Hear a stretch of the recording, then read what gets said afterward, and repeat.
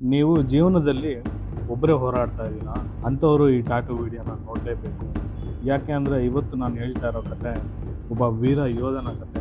ಇವನ ಹೆಸರು ಮಿಯಾಮೋಟೋ ಮುಸಾಶಿ ಅಂತ. ಇವರು ಜಪಾನಿನ ವೀರ ಯೋಧ ಆಗಿದ್ದರು. 1584 ಇವರು ಸತತವಾಗಿ 61 ಯುದ್ಧಗಳನ್ನ ಮಾಡ್ತಾರೆ. 61 ಯುದ್ಧದಲ್ಲಿ ಇವರು ಗೆಲ್ತಾರೆ. 61 ಯುದ್ಧ ಅಂದ ತಕ್ಷಣ ಇದನ್ನು ಸಾಮಾನ್ಯ ಯುದ್ಧ ಅಲ್ಲ.